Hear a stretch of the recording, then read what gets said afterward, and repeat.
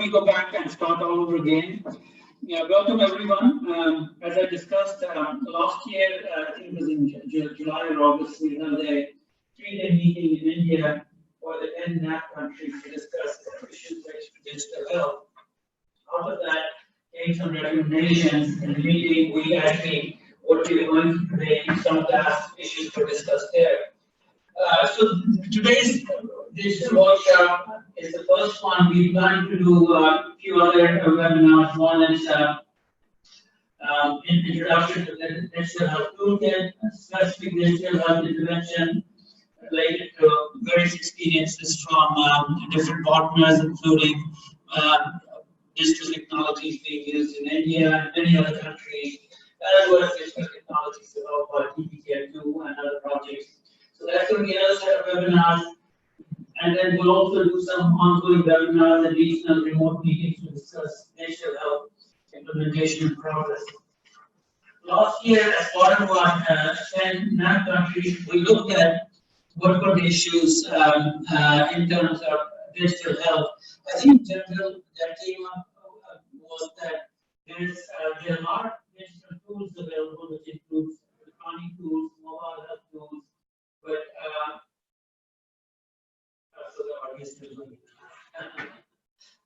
so let me try to go a little slower. That may be part of maybe the problem.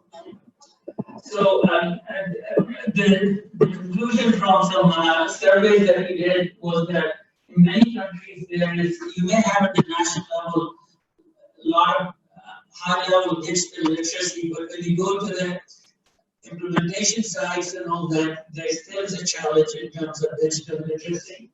There's also issues about financial resources available for scaling up digital tools, because even though digital health technologies don't cost a lot, but still it would involve central servers or access to the cloud-based servers. Will also need tablets or phones, etc. So there's still issues with that.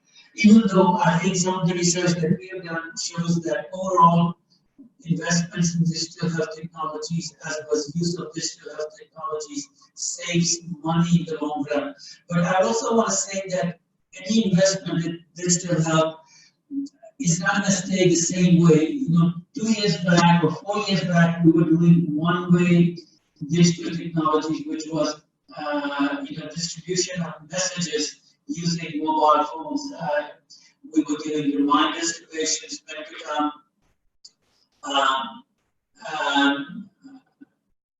But now we're doing bi-directional things where health workers can interact with the patients, provided they have access to GPRS enabled phones.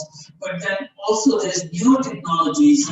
We are just right now looking at a technology where you ingest a little capsule and it can monitor whether you're getting the treatment. You put a patch on your stomach and then that patch links it with a cell phone to the server. So anyway, so there are a lot of evolving technologies. So what we think is state of the art today may not be the state of the art tomorrow.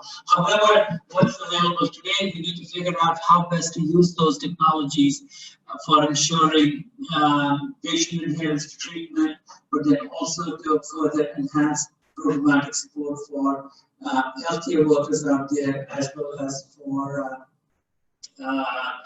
patients.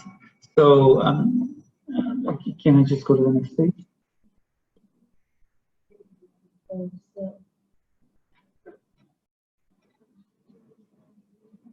Yes. Imran, can you speak and see if that works better?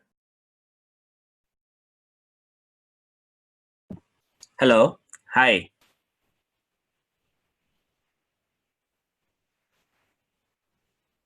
Okay. This is Abu Alimran. I will be presenting with Niraj today. So, Niraj, shall I continue?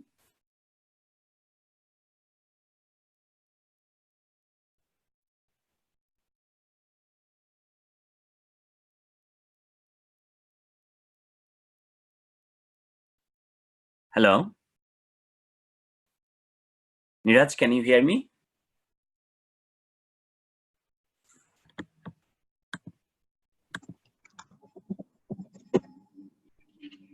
Okay, so as already Niraj was giving some overview about digital technology, we are going to, it's a kind of follow-on of, as you already mentioned, that it's a kind of follow-on of last year's workshop on digital of the workshop held in Delhi on digital tools. So we are going to discuss on the guideline of digital tool for TB, which was released on 2018, released by WHO. Sharnia, could you just change the slide to the next one? Okay. Yes. So on this webinar, we are going to, no, the previous slide, yes. We are going to, we are just discuss the background, and we are going to discuss the roadmap to set a digital health agenda for TB, implementing digital health for TB control, and synchronizing with WHO guidelines, guidance. And also we are going to share our experience of implementing at country level. So we are moving on to next slide, where we will have a poll. We have a question of what are the recommended steps to be, yes, you already can see a poll in front of you. What are the recommended steps to be considered at the planning phase for implementing digital health tools for TB? This is a multiple choice question, so you can choose as many you think is correct. So we'll allow some time.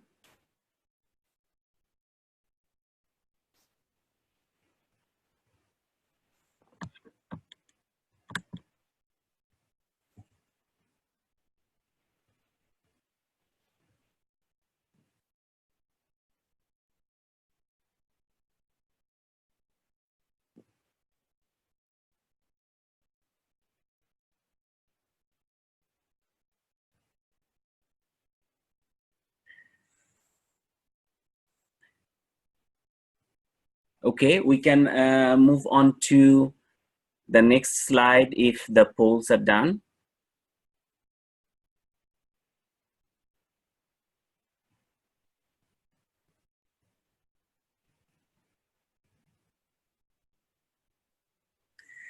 Okay, so we are going to discuss about the overview of digital tool.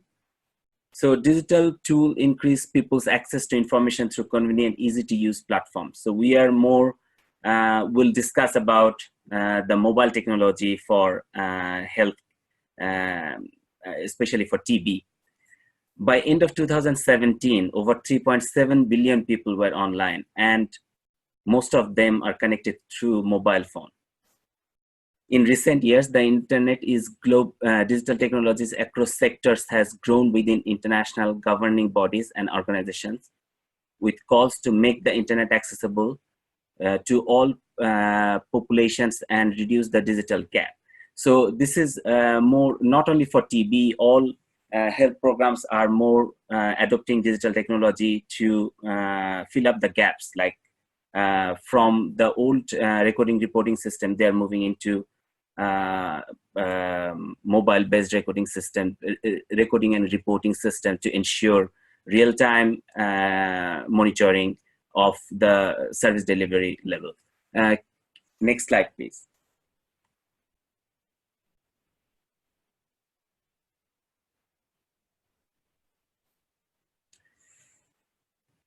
Okay, so we are going to, already Niraj mentioned about the workshop on digital health technologies for World Free of TB, which was held last year. Many people, many of you probably already joined through remotely and in Delhi with us in support of USAID's investment into the NAP countries.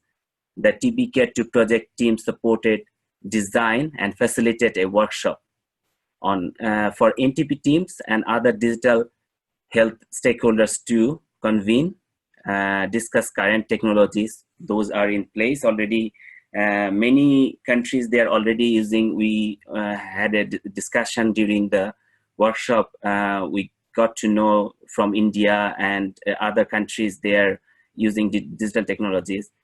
Even TB Care 2 had some experience. So everyone shared their experience on digital interventions. And also begin further work to on each NTP digital health agenda. TB Care 2 have developed this digital health technology guidance resource to assist the NTPs in their digital health agenda planning, which includes foundational information on digital technologies, steps in designing in digital health agenda, and resources to help NTPs move forward. Next slide, please.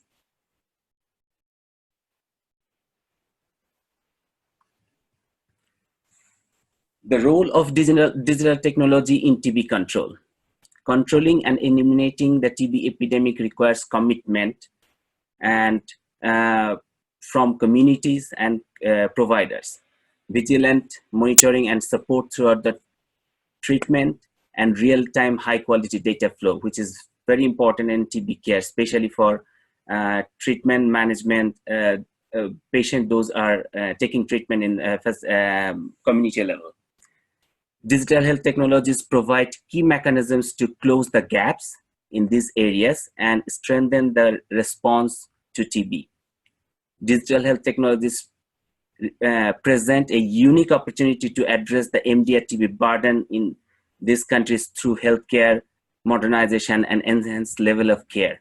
So we'll in later slides we are going to share the country level experience on MDR TB, which achieved by TB Care 2 project during the period of 2010 and 2015. In early January 2018, the WHO released the handbook for the use of digital technologies to support tuberculosis medication adherence. Since 2018, USAID is working with 5 countries to pilot novel electronic tools to monitor adherence to TB treatment and remote support to TB patients. So this guideline is also accessible through TB Academy. We will share the link with you, with all the participants, so that you can access the document from us. Next slide, please. So we're going to discuss the roadmap and set a digital health agenda for TB. So there are 8 steps we are going to discuss. Identify and gather stakeholders, which is one of the primary step of setting up digital health agenda for TB. Review the categories of stakeholders of TB digital health and engage group of individuals from each category in routine meetings to engage in all further steps and opportunities as appropriate. Conduct situational analysis. This is one of the very important part to understand what is the situation and what technology will fit in there. The first required gathering all the available information on the foundations of effective digital health strategies, barrier to care, and current digital health technology landscape. Before initiating drawn out evaluation, stakeholders should ensure that all current sources have been exhausted. Identify priority areas. So we need to identify the priority areas, gaps do you want to address, what potential solutions are currently available for strengthening, and what potential new solutions could be developed to integrate into the system. conduct cost-benefit analysis. So this is, we need to understand the capacity of the national health system, fully understand the and comparing the ramifications of each solution will help ensure strong implementation. Consider short-term and long-term cost and benefits. Form implementation agreement with partners. Partners may include donors and implementing agencies, academic institutions, tech companies, etc. So this is more partnership model can be formed for this intervention. Implementation agreements should include work plans, resources required, deliverable, expected, etc. Integrated monitoring and evaluation components. Ensure that monitoring and evaluation and of the digital health quality and impact are built in to the work plans for before pilot begins. And pilot and refined priority interventions. Piloting is not really like a mandatory part, but this is highly recommended. I mean, from the previous experience, from my experience in various projects of TB related projects, I would say it's highly recommended to have a pilot test before going to the scale up to ensure the QI cycle. Set digital, sorry, oops. Set digital health agenda.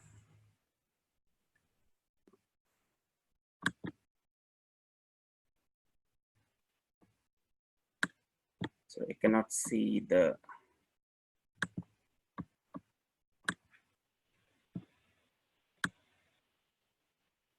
okay. Set a digital health agenda for digital health technology scale up. Cost and influencing factors associated with digital health solutions will impact a country's ability to quickly scale up the technology. I cannot really see the whole thing. Stakeholders identification.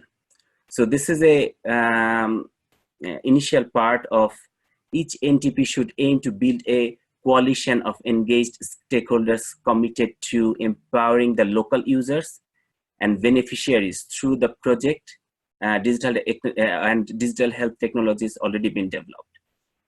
This coalition can be divided into the following: decision makers, influencers, and NTPs at the central body. Of course, as you can see the diagram below, it shows the NTP should play as a central role, and there are other stakeholders also will be supporting the whole process, like donors, users, government authorities, local NGOs. Those will be working directly with the community-based treatment process, professional associations, digital and telecommunication corporations. Of course, we need them for data connection and other things, international organization and partners. Next slide, please.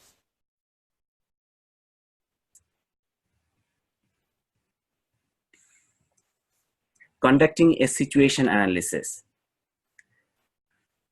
Reviewing all elements of the situational assessment, determining the next step need to be taken to create more enabling environment of the digital health technologies. First step, we should consider quality elements.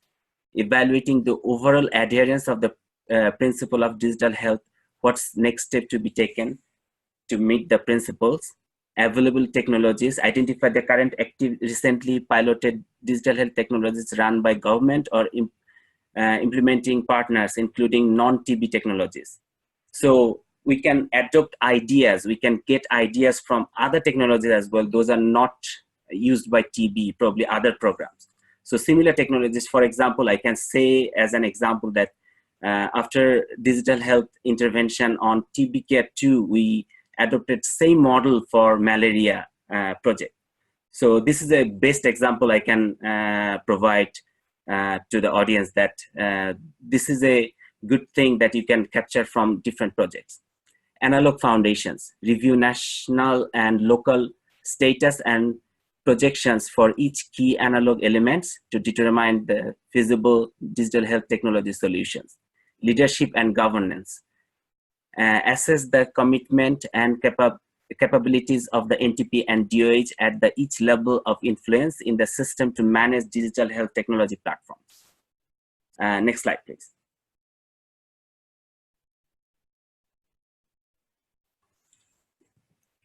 So this is our second poll. You will get some time, around 2 minutes to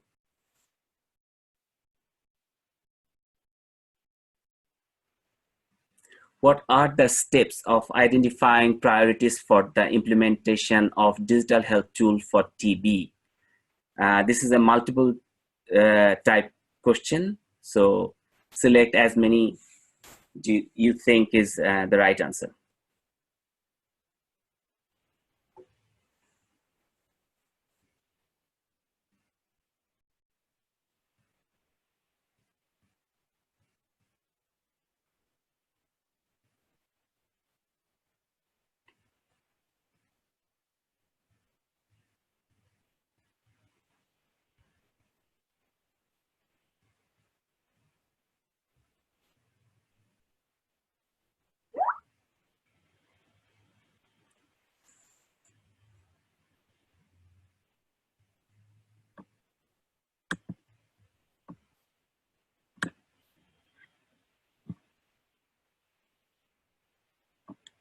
Okay, just when the poll is done, if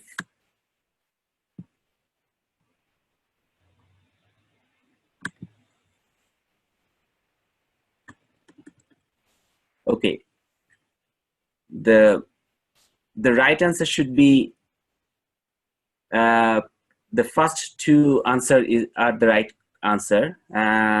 It should be prevention and health seeking behaviors and treatment initiation. So these are the priorities for implementing digital health technologies for TB.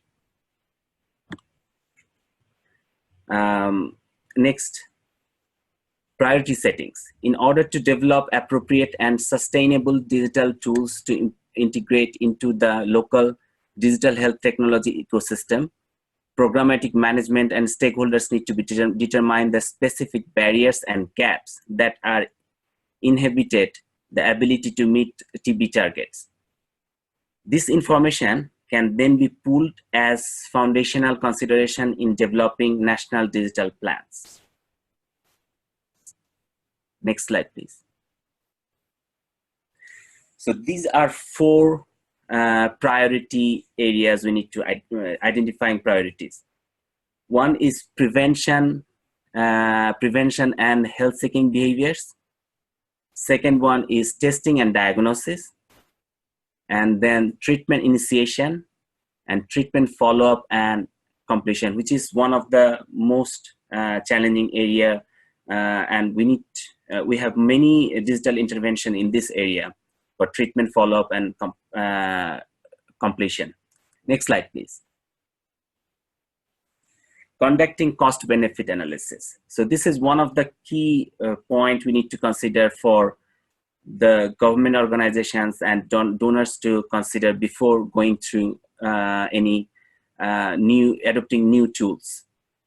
There are many resources, financial and otherwise, and go into establishing, scaling up, improving, and sustainable digital sustaining digital health technologies. Stakeholders should consider what the short and long-term costs. So this is need to be considered that when piloted in a small scale, then the cost level is different, and when it in long term, how sustainable it will be, how the government will be able to adopt the technology. This is a very important thing to consider before adopting that technology and scale up. Lack of proper planning between all relevant stakeholders with identified roles and responsibilities can result in increased and unnecessary cost. Next slide, please. NTPs and core stakeholders should evaluate the following things: financial resources, HR resources, human resources, technology resources,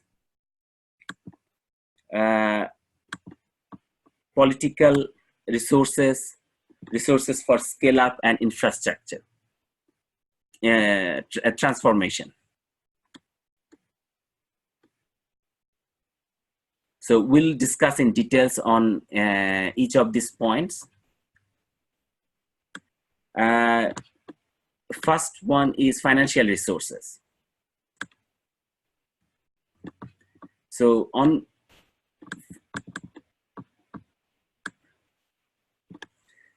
often digital health tools have high front-end cost and require lower dedicated funding for sustainable implementation. More complex, wide-scale technologies will have higher cost and often unforeseen cost for updates or changes will be necessary down the road.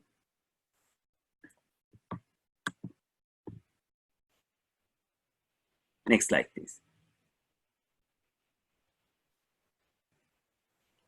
HR resources. Various stakeholders will require to support planning, designing, user training, tool, platform maintenance, troubleshooting in the field, depending on the digital literacy of users and digital health technology managers. So both level need to have a good understanding, need to come up with a good documentation and information, trainings and orientations, not only for users, also for supervisors. Those will be monitoring from the field activities remotely. More intensive training and user support may be required, as I already mentioned. Further staff turnover and retraining should be built into planning. So that's a like unavoidable situation that people will move in and out. So refresher training or repeated training also need to be considered. Next slide, please.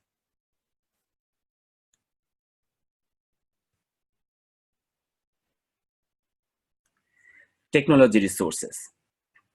New systems of applications may require technology tools that are not readily available, such as computer, tablets, smartphones, etc. The cost of these tools comes not only in the initial distribution, but also in time and effort for training and troubleshooting, software updates to the tools, and other associated costs. So of course, I mean, we need some hardwares and also some softwares, and not only software in the first place, also it needs update and also need troubleshooting in long term. Next slide, please. Political resources. Establishing the sustaining digital tool will require effort from certain stakeholders or individuals to champion the digital health technology and garner political backing and commitment at different levels of the government based on the scale of the tool. Next slide, please. Resources for scale up and transformation.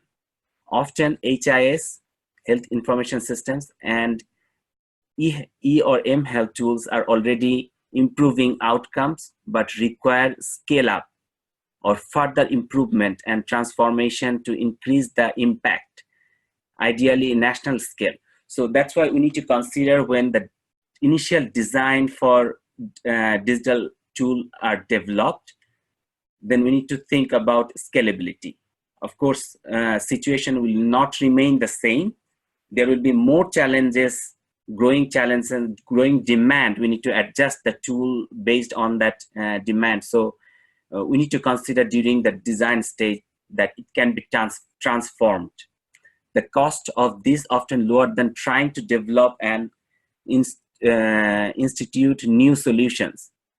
So, I mean, there is not necessarily we need to come up with a separate solution. Instead, if we can extend the existing solution, that can be cost effective and sustainable. But there will be still be cost involved. In addition, the digital sector is rapidly changing, and digital technologies will need to evolve accordingly. Next slide, please. Integrating monitoring and evaluation frameworks.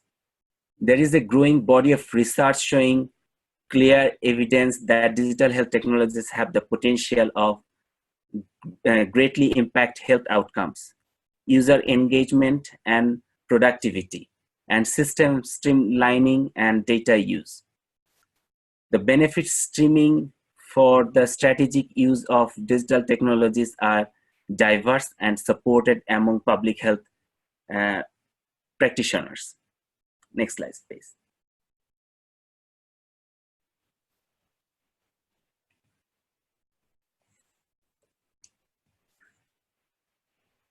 Integration, monitoring, and evaluation frameworks. Blair, Fraser, and Holt noted in 2010 that e-health ICCs can impact multiple areas in healthcare, including the following: ability to track patients through treatment initiation process, monitoring adherence, and detect those at risk for loss to follow-up. So this is one of the, more projects are working on this area, especially to prevent loss to follow-up, help the patients retain into the treatment. Tools to decrease communication times of information within and between institutions. Tools to label or register samples and patients. Ability to electronically monitor and remind patients of healthcare needs of treatment. Also, not only just treatment adherence, it also helps patients to remind them for the follow-up visits, as all TB and DRTB patients require to complete all their follow-up visits. And also adverse drug reaction monitoring. This is one of the major activity can be covered by digital health technology. Collection of clinical or research data using PD applications, and reduction of errors in the laboratory and medication data. So medical error can be reduced by using digital technology in many cases. Next slide, please. Pilot testing, which is not mandatory, but I would say from my experience from various projects, working with various projects, I'd say this is one of the very important part of a digital introducing a digital tool. The necessary of piloting digital tools will depend on the specific priorities, current digital landscape, capacity of each NAP country. Often, it will be more beneficial to expand on a currently active digital health technology or revise and improve a semi-functional tool rather than build, introduce, and integrate new solutions. But it depends on the current situation. If the technology is really very old, of course, it's not a good idea to extend that rather than to rebuild. But if the technology is up to standard and scalable, of course, this is cost effective to extend the functionalities of the tool to cover other areas. NTPs can draw on resources and reports from stakeholders in their own countries and across the globe to consider potential adaptation and improvement, which will reduce the need for designing new platforms. Next slide, please. Setting a digital health agenda. Working through the previous steps will provide NTPs with the resources and information necessary to set a digital health agenda for TB. The priorities each NTP sets in their digital health agenda may focus on the following: policies and regulations, financial stability and sustainability, intersectoral collaboration, development of new technologies tools depending on the capacity and gaps in the local context. This agenda should incorporate short-term and long-term priorities identified throughout the process, as well as plans to mitigate challenges and addresses barriers that became apparent in past steps. Next slide, please. A few key areas to consider when setting those priorities and developing an action plan to reach them as the following: interoperability, industry collaborations, local investment and financing, empowering technology, national level strategies for digital health initiatives, security, privacy and confidentiality. Technology enables and resources, interactive quality improvement.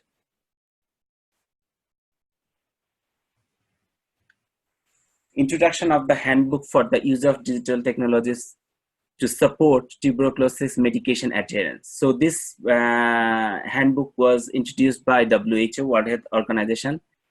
In April 2017, WHO released the first evidence-based recommendation for the use of digital technologies in support of the administration of TB treatment and medication adherence. With the release of this guideline, there was a surge of demand by national TB programs for clearer instructions on how to choose the best suited interventions and implement them under the circumstances and they face in their daily effort. This handbook is focused on the implementation of the most common digital health products being used in support of TB treatment adherence, and for which some evidence is already available for studies in TB treatment programs. The text takes a stepwise approach to help the user think systematically through the critical stages needed for successful implementation. Next step, please. So topic discussed in the handbook: assessing the digital health landscape, choosing the best solution, implementing a digital technology for TB medication adherence. Next slide, please. So we are having a poll now. What are the recommended steps to be considered at the planning phase for implementation?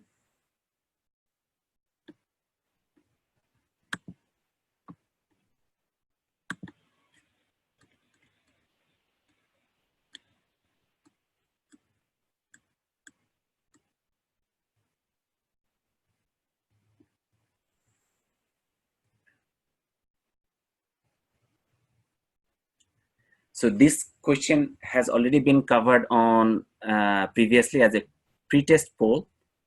So I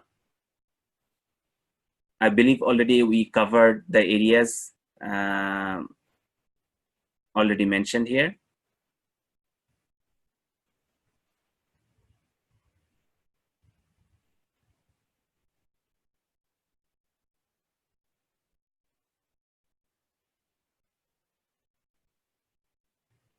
And once we are done with the poll, just let me know, let me tell you the, okay, this is the score. Right, so this was a multiple choice question and the right answer was integrated monitoring and evaluation. So the last three options, identify priority areas, conduct cost benefit analysis. So these are the recommended steps to consider. Next poll, please.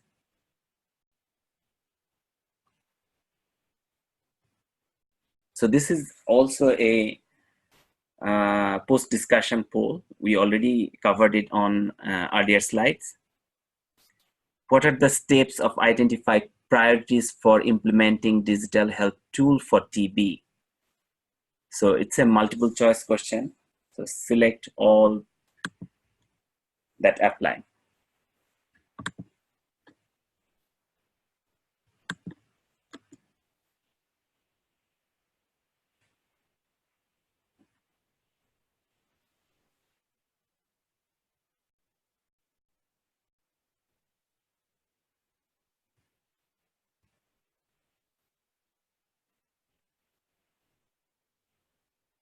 Okay. So please show us the score on the screen. And I'm going to give you the right answer. Okay. So the right answers are testing and diagnosis. This is one. And second one is treatment follow-up and completion of treatment.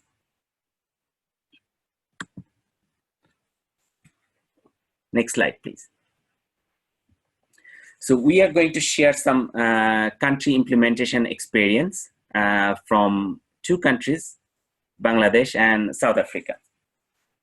Connect TB was being implemented in Bangladesh under TB Care 2 project from January 2013. And following are the outcomes. We are going to go to the next step. We conducted a cohort analysis after end of the pilot phase. And these are the results. We tested on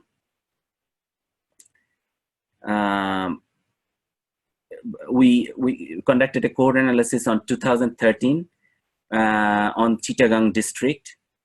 We had a total of 39 patients, male patients, 32 female patients on Q1, and Q2, 6 male patients and 6 female patients. And out of them, as you can see, the result was really promising, especially the cure rate was really good. All of them are MDR TB patients, 90% cure rate, 7.23% died. Treatment failure rate is just 1 on Q1. Other than that, there was no failure rate. Transfer out, that's an unavoidable situation. And loss to follow-up is 0%. We managed to reduce loss to follow-up almost. There was no loss to follow-up. Next slide, please.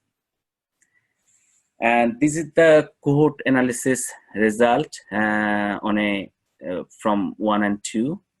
Next slide, please. And in South Africa, Connect TB was based on the experience of TB Care 2 in successfully implementing mHealth packages including Connect TB in Bangladesh to improve the patient retention.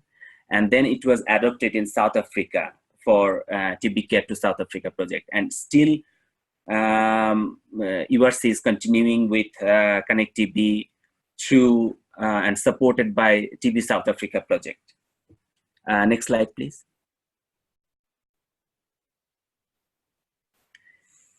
So this is the result. Up to date, 2,300 plus TB patients have been monitored using Connect TB app since 2015. And 95% dot coverage was ensured. And 290,000 dot visits completed. 11,790 contacts identified screened, because this is one of the function of the Connect TB was to contact tracing. Not only just retention, it covers contact tracing and also adverse drug reaction management. And 1,611 side effects was reported. Next slide, please. So in addition to monitor treatment. Also, a geomap was created, and which was really helpful to identify the high-risk areas, especially for contact tracing. It helped the projects to create a map, geomap. As you can see on the map, based on the number of patients, you can see the different color code within the map. Like, for example, if it's just 3 patients, it's a green circle, 29 patients. So it can be easily spotted the high-risk area to conduct active case finding. Next slide, please. So contact tracing using connectivity results from South Africa based on data from 2017. Total TB index TB reached 97. Contact identified and screened 448. Number of contacts with TB symptoms 83. Number of contact tested for TB 83. Number of contact tested positive for TB 17. And number of contact started on treatment 17. So 100% treatment started for TB. Next slide, please. So any questions? So now it's question and answer part. So if you have any question, please. You have, I think, next 5 minutes to. We'll be more than happy to respond to your questions.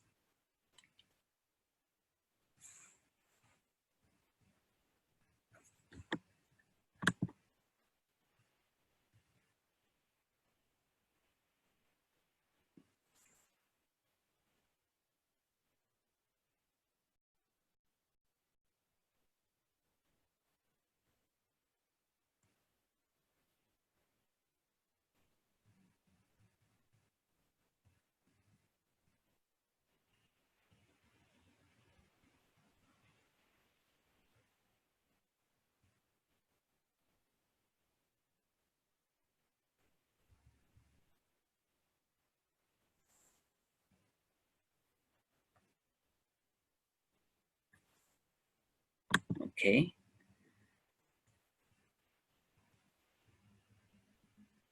So we have one question. Any more questions? Then we can answer.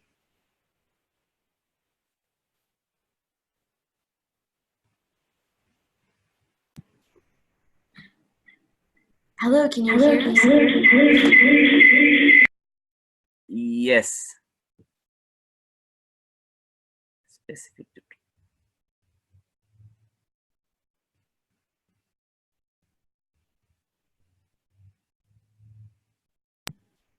Imran, can you just...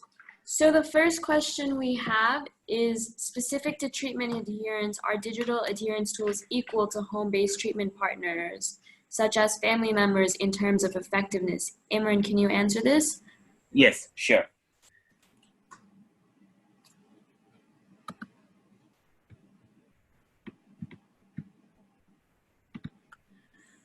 Yes. Can you see the questions? The question is not very clear to me, but what my understanding is, like home-based family members, it can be more effective if it's monitored by. Yes, I can. So if it's monitored by a person who is like directly observed treatment is recommended by WHO, and instead of involvement of family members, a visitors, a healthcare professional, healthcare worker is always visit a patient's house to. He's speaking, it's just that we cannot hear. You need to put the... Healthcare professionals are... they supervise the treatment, and it's remotely monitored by from the healthcare centers. Those are supervising from the central level or regional level so it can be, I can say it can be more effective than facilitate treatment through family members. And second question, which is step is the more important to do? If the question is for planning phase, of course, Sharni, if you can go to the first part of the slide.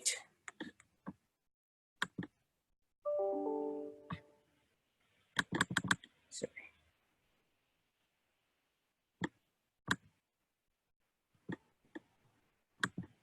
Slide number 9.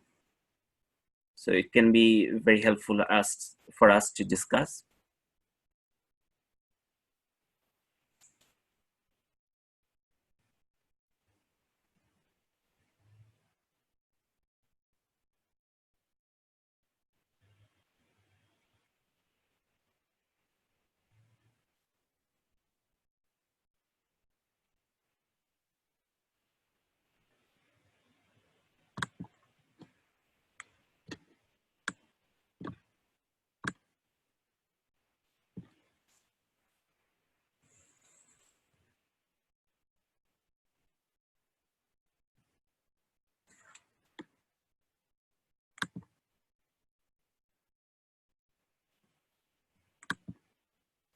So it would be very helpful for little more information will be helpful for us to answer the question in a right direction.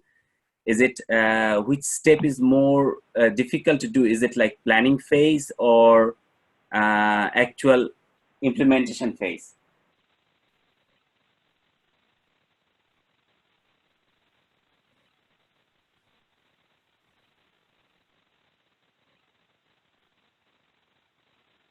Implementation phase, right? So for implementation phase, the most difficult part is to at the pilot level to come up with a complete documentation of the tool for both user level, for end user, and for the supervisors. And this is very important to ensure the proper follow-up mechanism, which was our learning from previous implementation of ConnectTB in Bangladesh and in South Africa, which is follow-up with the end user, because it takes some time to